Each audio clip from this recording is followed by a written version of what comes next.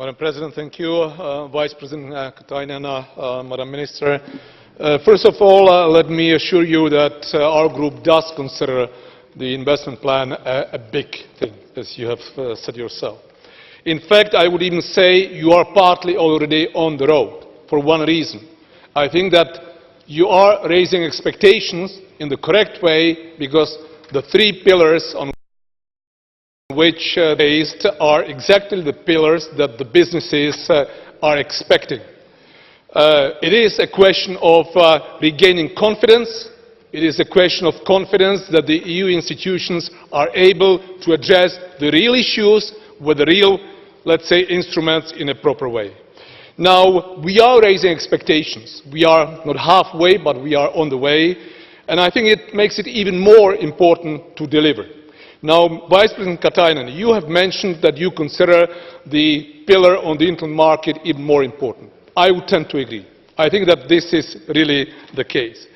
You will remember the interaction we had in our group on one issue on which we partly disagree. I was looking for a conditionality in terms of structural reforms. You have explained that you find it maybe burdensome, that it has to be simple. I would say that there are ways maybe how to make it simple, not on the concrete projects, but in general vis-à-vis that concrete member state. But let's leave that aside. I understand this has not been taken on board. I would make a different point. Along the side, what you have just mentioned. If the EU is coming with an investment plan, I would expect that the Commission would try at least to impose on the individual member states their own national investment plans. You are now getting a certain input. Different projects are being proposed. I have seen some of the lists.